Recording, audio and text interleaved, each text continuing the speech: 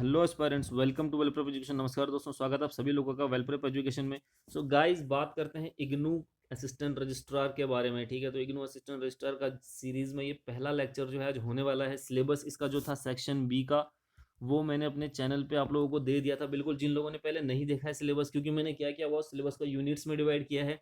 ठीक है, यूनिट 2 का पब्लिक एडमिनिस्ट्रेशन की हम स्टार्टिंग करने जा रहे हैं आज। ठीक है, पहला टॉपिक आज जो है करने जा रहे हैं पब्लिक एडमिनिस्ट्रेशन के अंदर। ठीक है, तो बहुत ही इंपॉर्टेंट लेक्चर ये रहने वाला है। और लेक्चर 1 होगा इग्नू की सीरीज में। ठीक है, इग्नू की सीरीज में लेक्चर 1 रहने वाला है, तो बिल्कुल बने रहिए पूरे वीडियो में। अगर वीडियो अच्छा लगे तो प्लीज़ आप लाइक कर सकते हैं। ज़्यादा बातें करने का कोई फ़ायदा नहीं है। ठीक है, लेक्चर स्टार्ट जो है करते हैं आज से। और पहला लेक्चर रहेगा, फिर से बता दूं। और बात करते हैं सेक्शन ए की, तो सेक्शन ए का सिलेबस में इसके बाद वाली वीडियो में आपको देखने के लिए मिलेगा। और उसमें क्या क्या टॉपिक्स मोस्टली कवर किए जाएंगे, क्या क्या टॉपिक्स आपने पढ़ने हैं, वो बताया जाएगा सेक्शन ए में। हालांकि वो 50 नंबर का ही है, लेकिन सेक्शन बी जो है बहुत इंपॉर्टेंट है। इस पर आपको बहुत ज़्यादा फोकस करने की ज़रूरत है गाइज। ठीक है, तो पब्लिक एडमिनिस्ट्रेशन स्टार्ट करते हैं आज से। ठीक है, यूनिट 2 है, फिर से बता दो यूनिट 2 है। जिन लोगों को नहीं पता है सिलेबस, आप जो है इग्नू की वेबसाइट, सॉरी, हमारी जो इग्नू की प्लेलिस्ट है वहाँ पर जाकर आप देख सकते हैं। और या तो फिर आप इग्नू की वेबसाइट पर जाकर विजिट कर सकते हैं सिलेबस के लिए। ठीक है, अब बात करते हैं पब्लिक एडमिनिस्ट्रेशन है क्या, मीनिंग ऑफ पब्लिक एडमिनिस्ट्रेशन। ठीक है, तो देखिए एडमिनिस्ट्रेशन को समझना जरूरी है। पब्लिक एडमिनिस्ट्रेशन समझने से पहले आपको पता होना चाहिए कि एडमिनिस्ट्रेशन क्या है एक्चुअली। ठीक है, what is the meaning of administration, right. So Ian Gladden का कहना है एडमिनिस्ट्रेशन क्या है। Administration is a long and slightly pompous word, but it has a humble meaning, for it means to take care for or look after people, to manage affairs। ठीक है, तो आप समझ गए होंगे। मैं हिंदी में भी बताता जाऊंगा। ठीक है, इग्नू के रेफरेंस में अगर मैं बात करूं तो पब्लिक एडमिनिस्ट्रेशन बहुत ज़्यादा इंपॉर्टेंट टॉपिक हो जाता है यहाँ पर। ठीक है, ईएन ग्लेडन का कहना है कि एडमिनिस्ट्रेशन सुनने में तो काफ़ी एक बड़ा वर्ड लगता है। ठीक है, लेकिन बेसिकली ये है क्या, इसका सिंपल मीनिंग यही है, लोगों की केयर करना। ठीक है, लोगों को देखना, उनको कमांड करना, टू मैनेज अफेयर्स। ठीक है, जो भी एक्टिविटीज हो रही है उनको मैनेज करने के लिए। ठीक है, सबसे पहले आपको किनको मैनेज करना पड़ेगा, जो लोग उस काम में हैं। ठीक है, कौन है वो लोग जो भी उस काम को अंडरटेक करते हैं। ठीक है, तो और इसका एक कॉन्शियस पर्पज होता है। ठीक है, इसका एक कोई स्पेशल पर्पज होता है। ठीक है, जिस काम को कर रहे हैं उसका एक स्पेशल पर्पज होगा। ठीक है, तो उसी को मैनेज करना, ठीक है, उसी को देखना ही क्या कहलाता है, एडमिनिस्ट्रेशन कहलाता है। और एडमिनिस्ट्रेशन बना हुआ है एक वर्ड से, एडमिनिस्टर। ठीक है, जो कि दो लैटिन वर्ड से बना हुआ है, एक है एड, एक है मिनिस्ट्रियर। बिल्कुल ऐसे क्वेश्चंस भी पूछे जा सकते हैं एमसीक्यू में कि एड और मिनिस्ट्रियल, जो दो लैटिन वर्ड्स हैं, इनका मीनिंग क्या होगा। इनका मीनिंग होता है टू सर्व और मैनेज, सर्व करना या मैनेज करना। ठीक है, तो ये है इसका बेसिकली एडमिनिस्ट्रेशन का मीनिंग। पब्लिक एडमिनिस्ट्रेशन समझने से पहले आपको एडमिनिस्ट्रेशन पता होना चाहिए, मोस्टली पता होगा, एक नॉर्मल सेंस में सभी को पता होता है एडमिनिस्ट्रेशन क्या होता है। ठीक है, अगर सिंपली मैं बोलूँ एडमिनिस्ट्रेशन क्या है, एक मिला जुला एफर्ट है एक ग्रुप ऑफ पीपल का। ठीक है, एडमिनिस्ट्रेशन क्या है, एक मिला जुला एफर्ट है, कोऑपरेटिव एफर्ट है of a group of people in pursuit of a common objective, किसी भी एक कॉमन ऑब्जेक्टिव को अचीव करने के लिए। ठीक है, किसी भी एक कॉमन ऑब्जेक्टिव को, किसी एक कॉमन उद्देश्य को पाने के लिए लोगों का मिला जुला एक एफर्ट ही एडमिनिस्ट्रेशन कहलाएगा। ठीक है, तो ये बहुत ही इंपॉर्टेंट, हालांकि बेसिक चीज़ है लेकिन काफ़ी इंपॉर्टेंट है। ठीक है, अब कुछ डेफिनेशंस देखते हैं जो डिफरेंट डिफरेंट थिंकर्स ने दी हैं। क्या है वो डेफिनेशन, वुड्रो विल्सन का अगर देखें तो public administration is detailed and systematic execution of public law. ठीक है, पब्लिक एडमिनिस्ट्रेशन क्या होता है। ठीक है, ये डेफिनेशंस देखेंगे दो चार थिंकर्स की। पब्लिक एडमिनिस्ट्रेशन क्या है, एक डिटेल एंड सिस्टमेटिक एग्जीक्यूशन है, पब्लिक लॉ को एग्जीक्यूट करना। सिंपली अगर मैं बोलूँ पब्लिक लॉ को एग्जीक्यूट करना एक सिस्टमेटिक वे में, यही क्या है, पब्लिक एडमिनिस्ट्रेशन है। ठीक है, तो ये विड्रो विल्सन की थी। और एक फिफ्नर की है। ठीक है, तो यहाँ पर इसमें जो है काफ़ी कन्फ्यूजन रहता है इसकी स्पेलिंग में, तो PFIFNER। ठीक है, ये स्पेलिंग होती है फिफ्नर की। ठीक है, public administration is coordination of collective effort to implement public policy. यहाँ पर फिफ्नर क्या कहते हैं, पब्लिक एडमिनिस्ट्रेशन जो है वो एक कोऑर्डिनेशन है बहुत सारे एफर्ट्स का। ठीक है, बहुत सारे एफर्ट्स का एक कॉम्बिनेशन है या एक कोऑर्डिनेशन है किसी भी पब्लिक पॉलिसी को इम्प्लीमेंट करने के लिए। तो ये फिफ्नर की जो है डेफिनेशन है। बिल्कुल एग्जाम में ऐसा पूछ सकता है, क्योंकि देखिए 150 मार्क्स हैं उसके पास, तो कुछ भी पूछ लेगा, उसके पास वैरायटी है पूछने के लिए। ठीक है, तो लेकिन आपने कितनी तैयारी करी है वो मैटर करता है यहाँ पर।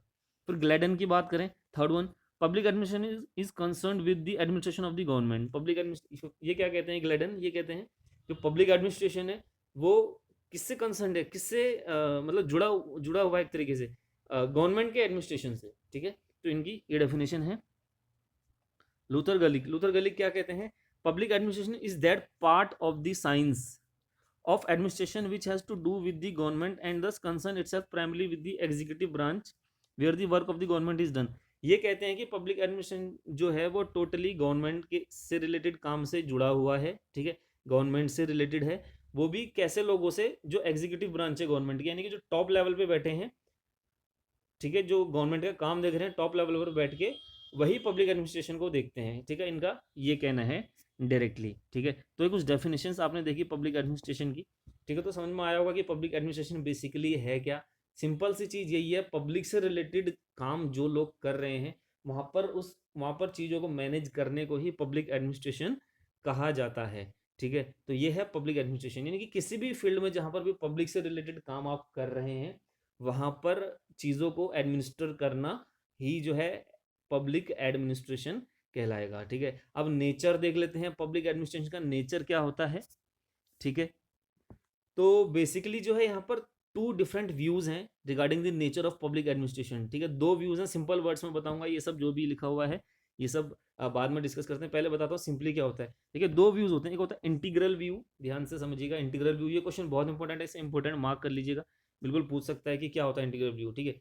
इंटीग्रल व्यू क्या होता है, बेसिकली पब्लिक एडमिनिस्ट्रेशन के अंदर जितनी भी एक्टिविटीज होती हैं, ठीक है, किसी भी पब्लिक ऑर्गेनाइजेशन में जितनी भी एक्टिविटीज होती हैं छोटे से लेके बड़े तक सब काउंट होंगी, तो वो इंटीग्रल व्यू कहलाएगा, ठीक है। इंटीग्रल व्यू इस नज़रिए से देखता है पब्लिक एडमिनिस्ट्रेशन को कि पब्लिक एडमिनिस्ट्रेशन का नेचर ऐसा है कि उसमें जितनी भी एक्टिविटीज़ हैं, चाहे वो कोई टेक्निकल एक्टिविटी हो, चाहे वो कोई क्लरिकल एक्टिविटी हो, चाहे कोई मैनुअल काम भी क्यों ना हो रहा हो, ठीक है, ग्राउंड की साफ सफाई ही क्यों ना हो, वो भी किसके अंदर आएगा, पब्लिक एडमिनिस्ट्रेशन के अंदर आएगा। ये ऐसा कहना है इंटीग्रल व्यू, ठीक है, इंटीग्रल व्यू के अंदर ऐसा कहा गया है, ठीक है।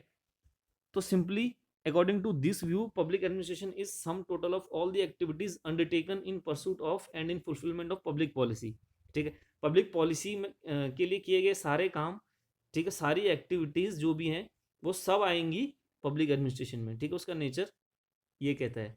और इसको सपोर्ट करने वाले कौन कौन हैं, ठीक है, जो इसको सपोर्ट करते हैं इस व्यू को, ये भी बहुत इंपॉर्टेंट है, ऐसा पूछा जा सकता है कि इंटीग्रल व्यू को सपोर्ट करने वाले थिंकर्स कौन कौन है, ठीक है।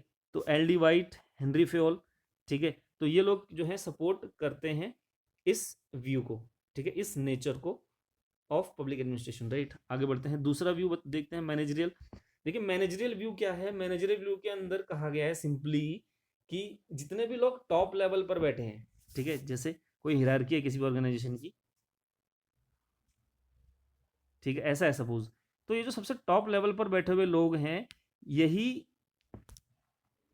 एक तरीके से इसके अंदर मैनेजरियल व्यू के अंदर यही आएगा, ठीक है। According to this view the work of only those persons who are engaged in the performance of managerial functions in an organisation constitute the administration, यानी कि कोई क्लरिकल काम कर रहा है तो वो काउंट नहीं होगा, ठीक है। खाली जो लोग टॉप लेवल पर बैठ के काम कर रहे हैं, ठीक है, जो देख रहे हैं, जिनके जिनके ऊपर mostly who shoulder the responsibility of keeping the organisation running most efficiently, जो कि मोस्ट एफिशिएंटली रन करने में हेल्प कर रहे हैं ऑर्गेनाइजेशन को, खाली वही लोग जो है इसके अंदर आएंगे मैनेजर व्यू के अंदर, ठीक है। Their job is to plan programme and organise all the activities in organisation so as to achieve the desired goals. इसका कहना है खाली जो टॉप लेवल पर लोग बैठे हुए हैं उन्हीं की एक्टिविटीज से जो है डिजायर्ड गोल्स अचीव हो जाएंगे, ठीक है। लेकिन इंटीग्रल व्यू कुछ अलग कहता है, वो कहता है कि चाहे एक ईंट भी क्यों ना लगाई हो किसी ने दीवार में, वो भी काउंट होगा नेचर ऑफ पब्लिक एडमिनिस्ट्रेशन के अंदर, ठीक है। तो ये दोनों व्यूज आपको क्लियर हो गए होंगे, दोनों के अंदर डिफरेंस क्लियर हो गए होंगे।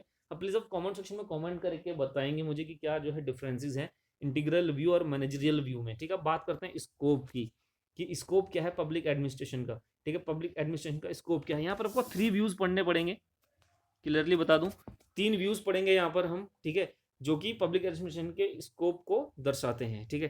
पहला है पोस्ट डीसी ओआरबी व्यू, ठीक है, पोस्ट डीसी ओआरबी व्यू, ऐसे आप इसे याद कर सकते हैं, पोस्ट डीसी ओआरबी व्यू, ठीक है।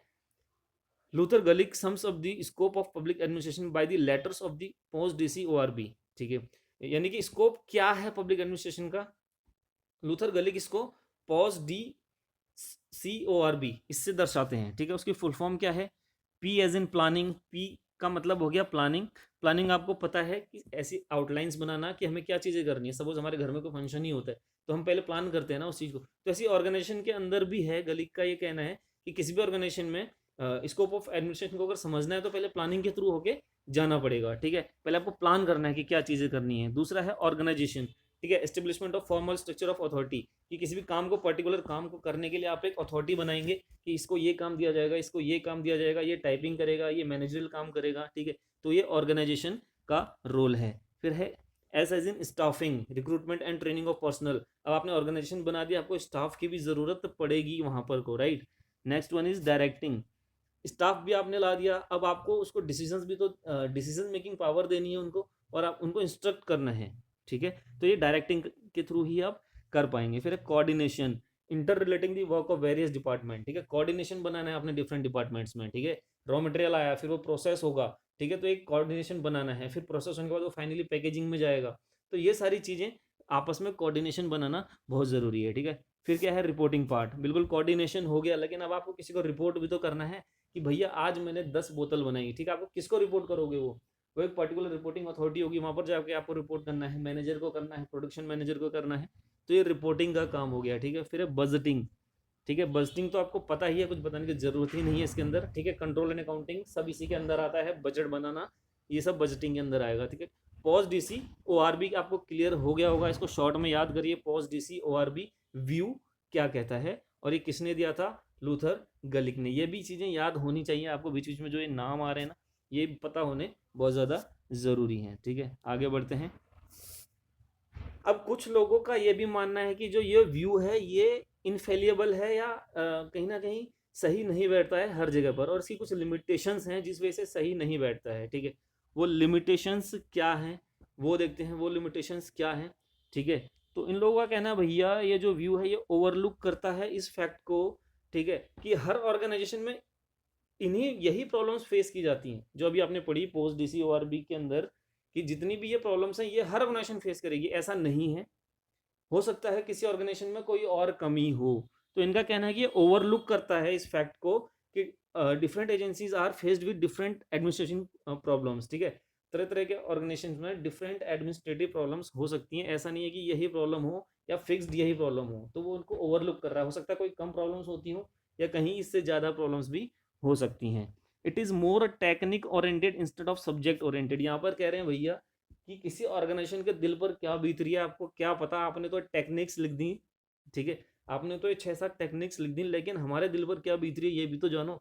सब्जेक्ट मतलब कि गहराई में घुसकर देखो कि क्या प्रॉब्लम्स हैं, ठीक है। कहने का मतलब यही है कि ज़्यादा टेक्निक ओरिएंटेड है बजाय कि ग्राउंड लेवल पर अगर देखा जाए उसको, ठीक है। थर्ड वन इज, इनका कहना है कि भैया ये जो आपने ये बना रखे हैं ना ये, ठीक है, ये जो 6-7 आपने ये जो प्रॉब्लम्स बता रखी हैं ये खाली आप टॉप मैनेजमेंट को फोकस करते हुए कर रहे हो, ठीक है। ये खाली टॉप मैनेजमेंट से ही आप कर रहे हो, आप ये नहीं देख रहे कि क्या पॉलिसी लागू होनी चाहिए किसी ऑर्गेनाइजेशन के अंदर, ठीक है। ये तो खाली जो ऊपर के लोग हैं उनके लिए है, तो जो नीचे के लोग हैं उनके लिए क्या, ठीक है।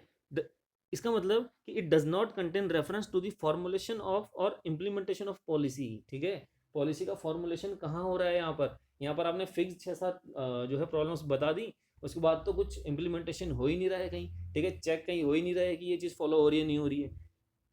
तो इनका कहना है कि नैरोली ये चीज़ जो है टॉप मैनेजमेंट पर ही लागू होती है और लोअर जो लोग हैं उन पर ये चीज़ लागू नहीं होती, ठीक है। तो पहला व्यू मुझे लगता है कि क्लियर हो गया होगा, ठीक है। ये सब स्कोप के अंदर ही चल रहा है, ठीक है, स्कोप के अंदर ही चल रहा है, स्कोप ऑफ पब्लिक एडमिनिस्ट्रेशन के अंदर ही चल रहा है। फिर पढ़ते हैं फिफनर्स व्यू। फिफनर ने क्या व्यू दिया था, ठीक है। Pfiffner has also divided the scope of public administration into 2 major heads.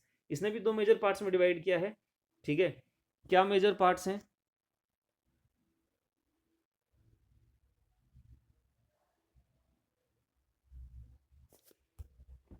Principle of public administration, ठीक है। फिफनर के अकॉर्डिंग क्या है जो प्रिंसिपल्स हैं, different different principles of administration, वो क्या है? Organisation, management of personnel, method and procedure, material and supply, public finance, administrative accountability, ठीक है। तो पहले पार्ट में इन्होंने कहा कि भैया ये जो प्रिंसिपल्स हैं या प्रॉब्लम्स हैं किसी भी एडमिनिस्ट्रेशन की वो ये होती हैं, इन्होंने बताया ये प्रॉब्लम्स हैं, organisation, management, method, procedure, material supply, public finance, administrative accountability. ठीक है, तो कहीं ना कहीं चीज़ें वही हैं, लेकिन जो है इनका जो है नाम डिफरेंट दे दिया, और ये प्रिंसिपल्स ऑफ पब्लिक एडमिनिस्ट्रेशन दिए फिफ्नर ने। ठीक है, तो पहली बात तो इन्होंने ये कही कि भैया ये प्रॉब्लम्स हैं, और दूसरा इन्होंने बताया स्फेयर्स ऑफ पब्लिक एडमिनिस्ट्रेशन की, पब्लिक एडमिनिस्ट्रेशन का स्फेयर क्या है, कितना एरिया है, कहाँ पर लागू होता है पब्लिक एडमिनिस्ट्रेशन। तो इन्होंने कहा भैया it includes the central and state governments, regional and local authorities and public corporation as well. ठीक है, तो इन्होंने कहा भैया ये ऑर्गेनाइजेशन है जो आती हैं पब्लिक एडमिनिस्ट्रेशन के अंदर, या ये इसका एक एरिया रहने वाला है। फिर उन्होंने कहा कि भैया जो ये पब्लिक एडमिनिस्ट्रेशन है ना, ये टोटली गवर्नमेंट एक्टिविटीज़ को ही फॉलो करता है, गवर्नमेंट एक्टिविटीज़ ही आती हैं इसके अंदर, राइट। और ये फॉलो करता, उसी हिसाब से ये जो है वैरायटी ऑफ थिंग्स को लेता है और टेक्नोलॉजी को लेता है, किसको ध्यान में रखते हुए, गवर्नमेंट एक्टिविटीज़ को। ठीक है, तो ये था स्फेयर ऑफ पब्लिक एडमिनिस्ट्रेशन। तो आएगा अगर कि फिफ्नर के अकॉर्डिंग जो दो मेजर हेड्स हैं, किन मेजर हेड्स में डिवाइड किया है फिफ्नर ने स्कोप ऑफ पब्लिक एडमिनिस्ट्रेशन को, आप कहेंगे पहला प्रिंसिपल ऑफ पब्लिक एडमिनिस्ट्रेशन, दूसरा कहेंगे आप spheres of public administration. Confusion नहीं होना चाहिए, पीडीएफ डिस्क्रिप्शन बॉक्स में आ जाएगा। और अगर मैं ज़्यादा फास्ट हो रहा हूँ तो प्लीज़ आप कमेंट करें कि ये फास्ट है या स्लो है, जैसा भी आप मुझे बताएं। ठीक है, चलिए आगे बढ़ते हैं। वॉकर्स व्यू, थर्ड व्यू पढ़ना है हमने, वॉकर्स व्यू। ठीक है, वॉकर्स व्यू, इसके जो दो मेन पार्ट्स हैं क्या है, पहला है एडमिनिस्ट्रेटिव थ्योरी, दूसरा है अप्लाइड एडमिनिस्ट्रेशन। ठीक है, वॉकर्स व्यू बहुत इंपॉर्टेंट है, इसे भी मार्क कर लीजिए दिमाग में, क्योंकि 150 नंबर है उसके पास, कुछ भी पूछ लेगा, कुछ भी पूछ देगा, फिर आप कुछ नहीं कर पाएंगे अगर नहीं बता पाए तो। ठीक है, पहला है एडमिनिस्ट्रेटिव थ्योरी। एडमिनिस्ट्रेटिव थ्योरी के अंदर क्या कहा इसने भैया वॉकर ने, इसने कहा कि इसके अंदर भैया ऐसी एक्टिविटीज आएंगी, ठीक है, it includes those the study of structure, organisation, functions and methods of all types of public authority engaged in carrying out the administrational, regional and local levels। ठीक है, क्या कहा इन्होंने कि भैया ये तो इसके अंदर ऐसी स्टडी आएगी, ऐसी चीज़ों की स्टडी आएगी जो भी पब्लिक एक्ट से रिलेटेड एक्टिविटीज़ हैं। ठीक है, पब्लिक अथॉरिटी जो भी इंगेज्ड है किसी भी काम को करने में, चाहे वो नेशनल लेवल पर हो, चाहे रीजनल लेवल पर हो, चाहे लोकल लेवल पर हो, तो ये सारा किसके अंदर आएगा, इसके अंदर आ जाएगा। इसके ये इसका नेचर होगा, कहने का मतलब कि ऐसी चीज़ों का स्टडी करना जो कि पब्लिक से रिलेटेड हो। ठीक है, पब्लिक से रिलेटेड हो, चाहे वो नेशनल लेवल पर हो, चाहे रीजनल लेवल पर हो, चाहे लोकल लेवल पर हो, तो ये हो गया आपका एडमिनिस्ट्रेटिव थ्योरी। ठीक है, दूसरा इसने कहा अप्लाइड एडमिनिस्ट्रेशन, कि अब ये जो एडमिनिस्ट्रेशन है, पब्लिक एडमिनिस्ट्रेशन, ये कहाँ कहाँ पर क्या क्या लागू होगा। ठीक है, Walker made an attempt to classify the main forms of applied administration on the basis of following 10 principles. इसने 10 प्रिंसिपल में डिवाइड कर दिया। ठीक है, 10 प्रिंसिपल्स में डिवाइड कर दिया कि भैया ये 10 प्रिंसिपल्स रहे। ठीक है, इनके अकॉर्डिंग जो है डिवाइड होगा कि कहाँ कहाँ अप्लाई हो रहा है एडमिनिस्ट्रेशन।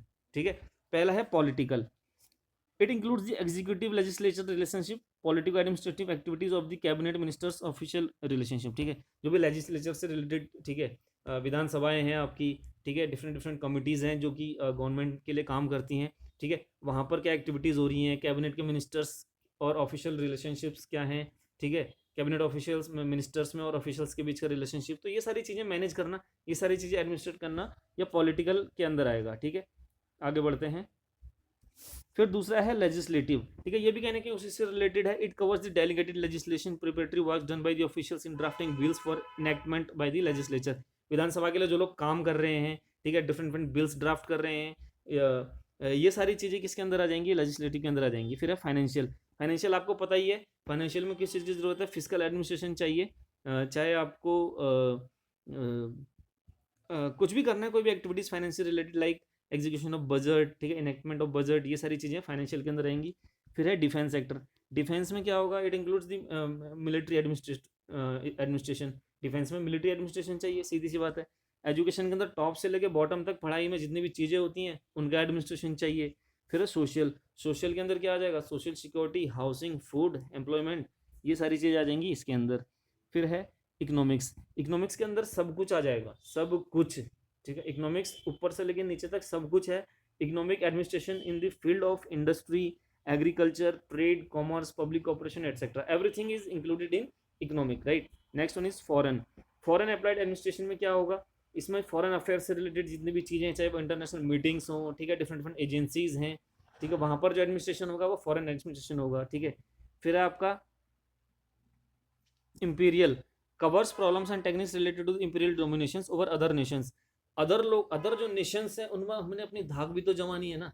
अब हमारा भी तो एक जो है वजूद है, एक वर्चस्व है, तो उसी को मेंटेन करने के लिए इस एडमिनिस्ट्रेशन की जरूरत पड़ेगी यहाँ पर। Imperial, imperial domination over other Nations, ठीक है, दूसरे नेशंस को मैं अपनी जो है एक बना के रखना, ये यहाँ पर भी एडमिनिस्ट्रेशन की जरूरत पड़ेगी, ठीक है। नेक्स्ट वन इज लोकल, ठीक है, अपने लोकल लेवल पर लोकल बॉडीज का एडमिनिस्ट्रेशन, चाहे वो आपकी सोसाइटी का हो, चाहे कहीं का हो, ठीक है, तो चाहे किसी ऑर्गेनाइजेशन के अंदर हो कोई लोकल बॉडी, तो उसको मैनेज करना। तो ये सारी चीज़ें आ गई इसके अंदर, लोकल के अंदर, ठीक है।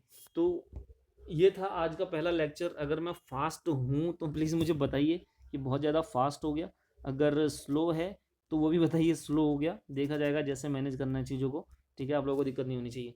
और ये जो पब्लिक एडमिनिस्ट्रेशन समझना था, इसके बाद एक चीज़ और आएगी, कुछ एक दो टॉपिक्स और पढ़ेंगे इसके अंदर, फिर बाकी चीज़ें आ जाएंगी, organisation, hierarchy, unity of command, span of control, authority and responsibility. तो ये यूनिट 2 मैंने बताया था ना आपको, ये बहुत एक वास्ट सिलेबस है, इसलिए मैंने इसी से स्टार्ट किया कि चलो इसी से स्टार्ट करो, 8-9 दिन लेके चलो इसको कंप्लीट करने के लिए, ठीक है।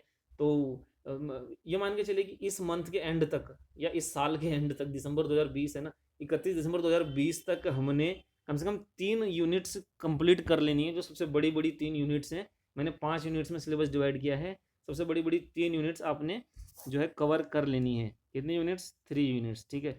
और 3 यूनिट्स कंप्लीट करने के बाद एक एमसीक्यू सीरीज रख देंगे जिसमें आपको एमसीक्यूज प्रोवाइड किए जाएंगे, ठीक है। तो वो एमसीक्यूज आप फिर सॉल्व आउट करेंगे। तो ये मान के चलिए कि जनवरी 10 या जनवरी 11-12 तक, क्योंकि 24 को आपका पेपर है, 10 जनवरी 10 तक का टारगेट रखते हैं, सारे जो है ये ख़त्म करना है। उसके बाद एमसीक्यू सीरीज़ के फॉर्म में ही पढ़ना है सब कुछ, ठीक है, फिर कुछ नहीं देखना है थ्योरेटिकल, खाली एमसीक्यूज जो है पढ़ना है, ठीक है। तो ये मेरी स्ट्रेटजी है। हाँ, इसमें कुछ एड ऑन हो सकता है तो आप प्लीज़ कमेंट करके बताएं। और उसका पीडीएफ जो था ना इस लेक्चर का, वो आपको डिस्क्रिप्शन बॉक्स में मिल जाएगा। और ये भी बताएं कि छोटा सा लेक्चर, बड़ा था, क्या करना चाहिए क्या नहीं करना चाहिए, अपनी आइडियाज़ जो है देते रहें, ठीक है, उसी के हिसाब से वर्कआउट किया जाएगा। और बाकी अदर यूनिट्स की पीडीएफ भी हम अरेंज कर रहे हैं, ठीक है, जैसे ही मिलती है बिल्कुल मैं पहले अपडेट करूंगा, उसके बाद लेक्चर से स्टार्ट करेंगे, क्योंकि पहले आपको मुझे अपडेट देना जरूरी है कि भैया इसका पीडीएफ मिल गया है। इससे आप तब तक अपनी तैयारी करते रहें, ठीक है, मेरे ऊपर ही डिपेंड ना रहें, अपनी तैयारी भी करते रहें। और जिनको वीडियो से पढ़ना है वो वीडियो से पढ़ सकते हैं, ठीक है। सो गाइज, आज का लेक्चर जो यहीं पे एंड करते हैं। और अगर कोई शोर आया हो साइड से, क्योंकि गाड़ियों का पता ही है आपको, काफ़ी रश आता है, तो वो चीज़ आपको इग्नोर करनी है, खाली काम पे ध्यान देना है, पढ़ाई पे ध्यान देना, right. So all the best guys, bye bye, take care. और सब्सक्राइब कर लें अगर वीडियो अच्छा लगा हो, और लाइक करें, अपने दोस्तों के साथ शेयर करें, ठीक है। So bye bye guys, take care.